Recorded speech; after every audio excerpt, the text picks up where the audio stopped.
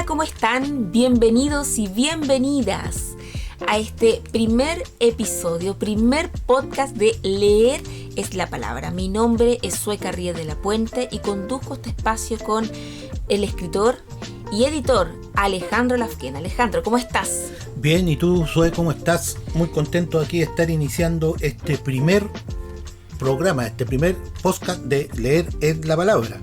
Nosotros contaremos hoy con una invitada especial, la escritora Diamela El Tit, Premio Nacional de Literatura 2018. Así es, porque Diamela El Tit no solo es nuestra premio nacional, sino que además el año pasado fue galardonada con el Premio Internacional Carlos Fuentes, año 2021. Sus reacciones, comentarios, estas son sus palabras. Bueno, contenta evidentemente, sorprendida, con también estas noticias generan un poco de confusión, ¿ves? No es tan lineal todo lo que te pasa, pero fue bastante interesante para mí. Después fui a México, recibí el premio, así que fue algo bien. Bueno, aquí estamos escuchando a Diamela sobre sus opiniones y también tocamos con ella un punto muy interesante que es cómo democratizar el espacio literario, algo que planteó en su discurso cuando obtuvo el premio. Así que también ella nos indicó, nos contó, mejor dicho, algunas palabras sobre este tema. Lo decía en términos de género, es decir, en el sentido de habitar en las mismas condiciones autores y autoras y romper un poco la simetría que por lo demás no es solo de la cuestión literaria, sino en todo orden del transcurso, ¿no? De los transcursos sociales. A propósito, disculpen el silencio, que me estaba acordando de una anécdota. ¿La puedo contar o no? Cuéntala, dale. Quiero que no todos saben cómo son las postulaciones al Premio Nacional de Literatura. Hay dos formas: que se presente el autor él mismo, pero por pudor no lo hacen, obviamente, y que los presente una institución o una persona cualquiera. ¿Y cómo es el proceso? Tienen que mandar un currículum, que es un anillado, donde están todos sus datos personales, lo que ha hecho, etcétera, críticas, bueno, todo eso, más todos sus libros. Esto no es obligatorio, pero en general llegan allá cajas con todos los libros de los postulantes. Y un día llamo al ministerio porque estaba haciendo un reportaje para la revista Punto Final y pregunto: ¿el jurado lee los libros, todo eso que mandan, tiene tiempo? ¿Y qué dijeron? No, me dijo, ni los ven. Aquí tengo las cajas arrumbadas, si usted gusta puede venir un día si le interesa alguno de estos libros. Así que, mira, esa es la forma de cómo funciona esto del premio. O sea, es muy burocrático. Y esto que cuento no tiene nada que ver con la calidad de las personas que lo han ganado, los que han postulado y no han ganado. Ni menos no, con Diamela. es simplemente menos con Diamela, que tiene calidad para haberlo ganado, sino que cómo es el proceso burocrático para hacer esto. ¿Por qué? Porque el jurado no es experto en literatura. Son, por ejemplo, los rectores, el representante del consejo de rectores. Y no tienen por qué los rectores de las universidades, por ejemplo, ser expertos en literatura, ni el ministro de Educación tampoco, que es parte del jurado. Pero ese sería el dato curioso de nuestro programa, Leer la Palabra hoy. Mira, qué interesante lo que tú nos comentabas, Alejandro, ¿eh? Porque dentro de todo esto también se hacen gestiones, ya sea a nivel de autores y autoras, que también se autopromocionan. ¿Por qué no? Yo lo considero válido. Sí, claro. Siempre y cuando cuente con los requisitos. Y como también hay instituciones que promueven a sus propios escritores y escritoras, ¿no? Hay universidades que se encargan de eso, sí, ¿no? Eso no es un secreto para nadie, ¿no? A esta altura del partido. Y esos grupos van armando sus propios, entre comillas, grupos de élite literario, que van posicionándolo en los medios de comunicación, en los medios de literario, ¿no? Claro, eso se ve mucho, ¿ah? Yo lo he visto, lo que llaman quien dicta el canon. Como que es un puro canon, y los que están dentro de ese canon y pertenecen a un sector, a una élite, a estos grupos que se forman en realidad, y están en su derecho, creo yo, pero ¿sabes cuál es el problema? ¿Cuál crees tú? Que le cierran las puertas a otros grupos que piensan diferente o tienen una idea de la literatura distinta. Entonces, por ejemplo, te voy a dar un ejemplo. Dije de nuevo, por ejemplo, pero bueno, no importa, valga la redundancia, se hizo, ¿no? Uh-huh. Ya. Dentro de las antologías de la literatura chilena, nunca se ha considerado la literatura obrera que se escribió en la salitrera del norte, por ejemplo. Y hubo una gran cantidad de poetas pampinos. Entonces ahí se fragmenta, como que no se considera eso. Y eso creo que es un acto de élite. Ahora mira, y eso lo conversamos también con Diamela. Así es, le preguntamos derechamente a Diamela Ertit qué opinión tiene al respecto y si es que ella cree y está de acuerdo con que existan las élites literarias. Y esto nos dijo. En la literatura se han establecido siempre grupos de poder asociados por distintos motivos y básicamente por un motivo generacional y de amistad, ¿no? Nunca ha habido un ámbito, digamos, enteramente democrático, y no ha sido enteramente democrático porque la literatura en general tiene un valor muy simbólico, ¿no? Entonces estos grupos que se dan cada ciertos decenios, tienen una unión muy fuerte y pasa por, en algunos casos, control de los medios de comunicación, en fin, distintas cosas que hacen que estos grupos operen de manera más fuerte, ¿no? Y más nítida.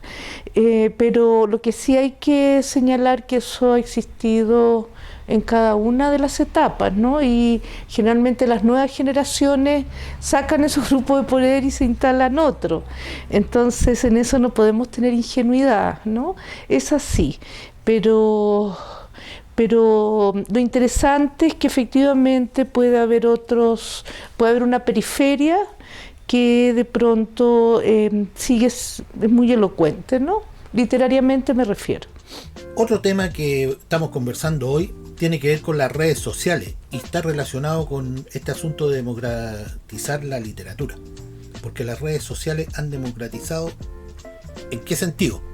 En que los autores ahora no necesariamente tienen que llevar su trabajo a una editorial, donde es muy posible que no lo publiquen, cuesta bastante, pero existen las plataformas como Amazon, por ejemplo, donde el autor puede subir sus libros, y además existe el ebook, que es el libro electrónico, que eso ayuda mucho porque tiene un bajo costo. Así que es muy importante e interesante esto de las redes sociales y la literatura. Claro, Alejandro, tienes toda la razón, porque en particular los últimos 2 años se ha demostrado que hay cosas que perfectamente un autora puede subirlo a la web, a una plataforma en específica de autopublicación, y puede publicar su trabajo, ¿no? Exacto. Sin mayor trámite, sin mayores procesos, siempre y cuando ese autor o autora vele por que su trabajo sea de calidad, ¿no? Que no tenga falta de ortografía, que cuente con una portada profesional, etcétera, etcétera. Sí, eso es muy interesante y es una opción de que muchos autores deberían tomar cuando ven frustradas sus tentativas con alguna editorial. Es un consejo que creo que deberían seguir algunos. Diamela Ertit también se refirió a este tema, así que escuchémosla. Lo que pasa es que el libro, digamos, la producción del libro se democratizó, porque era muy caro hacer un libro, era carísimo, con las imprentas, las letras, era realmente el papel, era una fortuna. Y hubo tecnologías nuevas que permitieron la democratización de las impresiones de los libros, en fin, ¿no? Y eso ocasionó la formación de nuevas editoriales, muchas veces de pequeños grupos de escritores mismos que generaban su propia editorial y de pronto iban creciendo, ¿no? Otras desaparecían, otras crecían. Y yo creo que eso sin duda ha democratizado el ámbito mucho. Pero claro, el punto es la cantidad de publicaciones y en qué espacio esas publicaciones encuentran lecturas, ¿no? No solo porque creo que la gente lee bastante menos, muy poco, y además los espacios son muy acotados y desafortunadamente los sitios de Internet, los espacios que se han generado no logran ser lo suficientemente fuertes para instalar, ¿no? No han logrado, digamos, es curioso, porque teniendo esa gran posibilidad, esa posibilidad pues de generar voces lectoras y críticas de libros, no ha sido lo suficientemente poderosa como para instalar sitios lo suficientemente validados para que eso sea leído, pero porque faltan, sí. La relación con la crítica.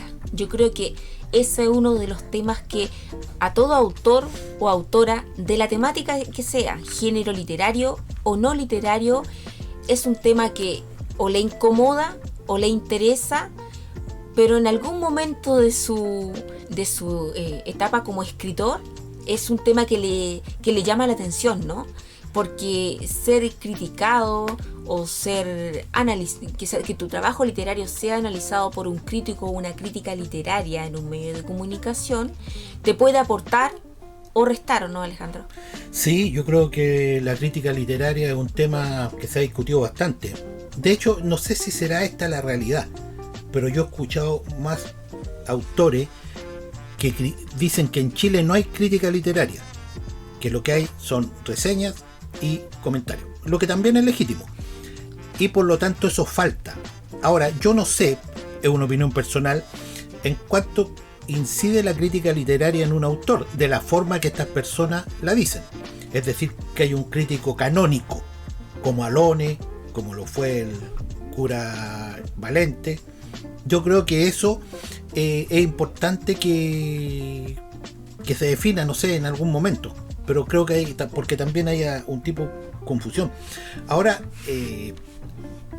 la influencia existe, de buena y de mala manera en algunos autores. Va a depender de cómo un autor la tome. Yo creo que la crítica hay que considerarla hasta cierto punto solamente, porque si no, uno siempre estaría reescribiendo en base a las distintas críticas que se le hagan. Entonces un escritor tiene que tener confianza también en lo que hace, es lo que yo creo. Pero más importante es la opinión de los lectores y lectoras. Claro. ¿Y qué dice nuestra invitada su respecto a esto? La relación con la crítica y la autoridad que le da nuestra invitada de hoy, Diamela El Tit, nos lo cuenta. No ha sido mi historia frecuentar críticos ni críticas literarias. Me he mantenido a una cierta distancia, ¿ya? No negativa, sino pienso que es mejor establecer rumbos simétricos. Por otro lado, creo que la crítica literaria es un discurso, es decir, que uno tiene que oír, porque efectivamente también porta saberes, ¿no? Entonces son interesantes y necesarias, ¿no?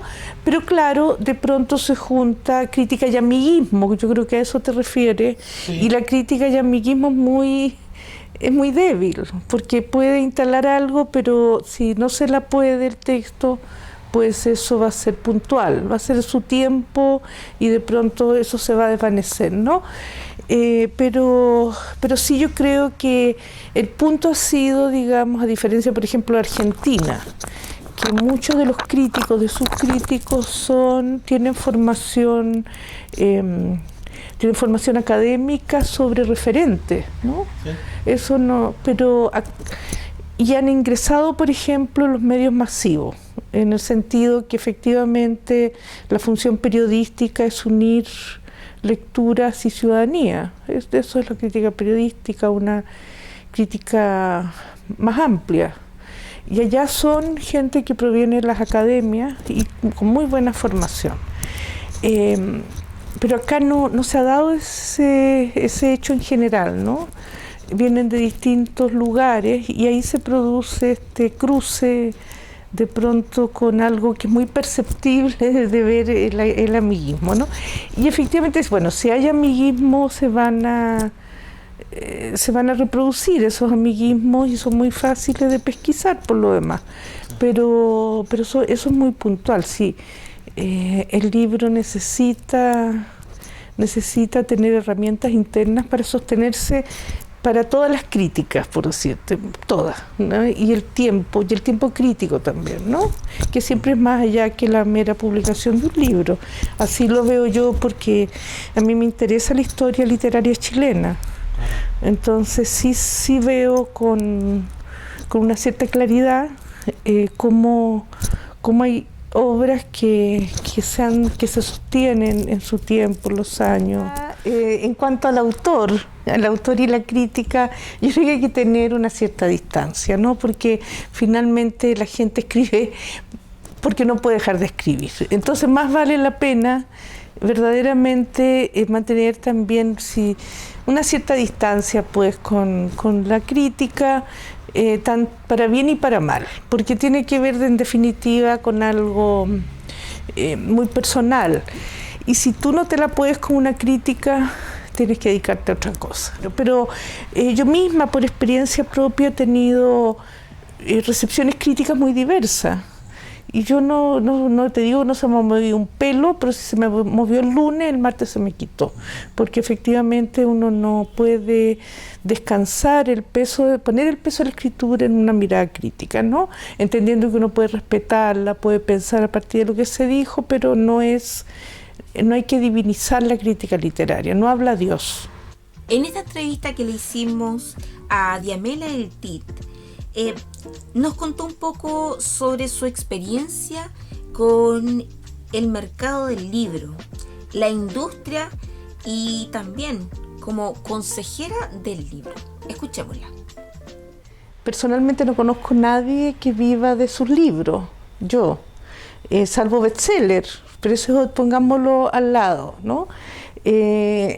Personalmente, mi primera novela fue de 1000 ejemplares y se vendió en 7 años. Entonces tampoco, digamos, se vendió rápidamente, ni mucho menos, pero la verdad es que uno también tiene que saber bien en qué juego juega, ¿ya? Pero por otro lado, yo fui varios años consejera del libro, luché mucho por las editoriales independientes, también por los escritores, digamos, de origen indígena, para que sus libros fueran bilingües, en un momento, digamos, donde eso no era considerado, y también por la presencia de mujeres como jurados, etcétera, para abrir pues el campo y democratizarlo más. Pero realmente las editoriales pequeñas nos sacan más de 300 libros. Muchas veces cuando compraban, por ejemplo, yo me dediqué más a esa parte de las editoriales independientes, que el consejo comprara o decidiera que el ministerio comprara, en ese momento la Dirección de Cultura, compraran libros, pero muchas veces las editoriales no tenían porque habían sacado 300, ¿ya? Y lo mínimo que compraban eran 300 para repartirlo en las bibliotecas. Entonces, tenemos que pensar que el problema está en otra parte, que el problema está en la cuestión de educación. Se sacó literatura de los programas educacionales, en este momento es otro el punto, cuando se habla, digamos, es lenguaje y comunicación, pero literatura está fuera. Por otro lado está otra industria, que son los libros juveniles, que son una gran industria de gente que se dedica a hacer libros juveniles, que se los vende al ministerio, y con eso desalojan lo literario, ¿no? Son libros que se supone que son formativos, y desalojan lo literario, que es lo formativo, porque tiene, digamos, grandes zonas simbólicas que iluminan el universo real, ¿no? Sin contar, no contemos, digamos, la industria de niños. Estas literaturas juveniles están pensadas para los 12, 14, 16. Ese sí que es negocio, y es muy mal negocio para la literatura. Entonces ahí es donde hay que ingresar precisamente en la educación, porque ahí es donde está la falencia, porque hay una gran inequidad, ¿no? Ahí sí que hay una gran inequidad entre colegios y colegios. Entonces yo creo que ahí es donde hay que empezar verdaderamente a formar de nuevo e informar lectores, y sacar estas industrias que se han colado en los ministerios, que venden a precios muy altos esos libros que son yo diría, más allá que los autores los hagan, que eso siempre será respetable como negocio, pero la verdad es que son libros que no aportan a los jóvenes, no le aportan nada. Pero es una cuestión que pasa prácticamente en todas partes. Hay que ver cómo, desgraciadamente, de la literatura es de los pocos espacios donde la gente no vive de lo que hace, ¿no? Otro tema que conversamos con Diamela Ertit fue el rol del escritor. O sea, ¿qué rol cumple el escritor? Además, obviamente, de publicar libros. ¿Cuál es su relación con el medio social? ¿Cómo se relaciona con sus pares? ¿Cómo se relaciona también con la crítica, como recién conversábamos? Y esto fue lo que nos contó. Yo pienso que el gran rol que tiene que tener cada escritor es escribir, ¿ya? Que ese es su... ahí está el centro de su hacer. Ahora, si alguien además quiere ingresar, digamos, en otros mundos, por ejemplo, leer el presente o algunas problemáticas que advierte, me parece también muy válido. Yo en general he tenido ese riesgo de salir de la ficción o de la estricta literatura para entrar, digamos, en universos más actuales y por lo tanto más temblorosos, pues son zonas más inestables, ¿no? Pero la gente tiene que hacer lo que quiera. Obviamente siempre leeré con interés lo que el campo literario al cual pertenezco está pensando sobre ciertas problemáticas. Yo quisiera rescatar una vez más lo que Diamela quiso proponer en el discurso de la premiación que se adjudicó el año pasado del Premio Internacional Carlos Fuentes 2021, cuando ella hizo alusión a si existe la escritura femenina o masculina, que en realidad lo que ella apela al concepto a desbiologizar la literatura. Esto nos dijo. Ya sabemos que si examinamos la historia literaria, las mujeres que pueblan y que habitan el espacio literario son menos que los hombres, que ha sido un terreno que se ha ido ganando, ¿verdad? Se ha ido ganando por múltiples motivos que no podemos ahora en un espacio tan puntual ingresar. Mi sensación es que hoy día yo misma en los 80 con un grupo de escritoras hicimos el primer congreso en Chile de literatura de mujeres, ¿no? Eso fue el año 87. Fue muy positivo, llegó mucha gente y fue el congreso literario más grande que se hizo bajo dictadura, ¿ya? Llegó mucha gente de fuera. Fue muy bonito, lo hicimos por supuesto fuera de las instituciones, sin apoyo económico, lo hicimos con mucho trabajo, ¿ya? Yo pensé, porque estamos hablando de hace más de 30 años, que iba a cambiar el panorama, ¿ya? Pues me equivoqué, ¿no? Me di cuenta después que me equivoqué que no. Y me di cuenta que el sistema es inteligente y hoy día se habla de literatura y de literatura de mujeres. Si tú miras los espacios, dice la literatura de mujeres ha crecido, las mujeres escritoras tienen más espacio, entonces hay literatura y literatura de mujeres. Pero entonces si piensas en literatura, tienes que pensar, por supuesto que la literatura sin apellido tiene dueño, ¿no? ¿Te refieres a desbiologizar la literatura? Sí, eso es. Entonces, la literatura de mujeres ha ampliado el gueto, ¿no? Es un gueto grande donde llegan a coexistir mujeres que muchas veces tienen distintos proyectos, distintas miradas y distintos estilos y formas, ¿no? Entonces, el punto es que nadie ha hecho, muchos congresos de literatura de mujeres, pero yo no he ido en todos los años, yo soy ya una vieja escritora, no he visto un congreso de literatura de hombres. No sé si tú has ido a algún congreso de literatura de hombres. No ha ido, ¿no es cierto? Y no has ido porque no es necesario, pero sí de literatura de mujeres hay a cada rato. Entonces hay que pensar, porque literatura de mujeres se ha convertido casi en una categoría literaria. Y el sexo del autor debería ser un dato, no un centro, ni menos una categoría. Entonces un espacio a construir muy largo, porque efectivamente tiene que equilibrarse todo, ¿no? Todo el campo, pensando que en Chile las mujeres son las más pobres que nadie. Entonces tiene que equilibrarse la propiedad del mundo. Me parece que la propiedad de la tierra es un 1%, le pertenece a las mujeres.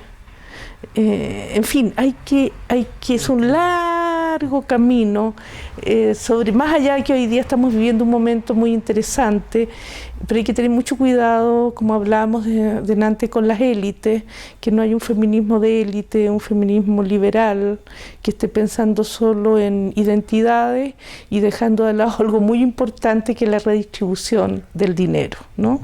Porque ahí está, porque pensando que además en esa necesidad redistributiva, las más afectadas son mujeres, pues son las más pobres de todo el cuerpo social chileno, ¿no?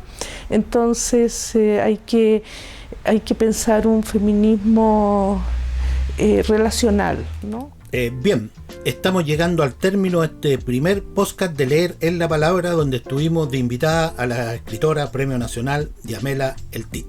Y antes de dejarlos invitados para el próximo programa, para la segunda edición de Leer en las Palabras, queremos recomendar un libro. En este caso se trata del libro La Política, de Aristóteles, que además la política es un tema que está muy presente hoy en Chile y a nivel mundial. Y el libro La Política de Aristóteles, a pesar de haber sido escrito hace siglos, aún mantiene vigencia en muchos aspectos, así que se lo recomendamos. Un interesante libro clásico. Nos vemos en el próximo programa podcast de Leer en la Palabra.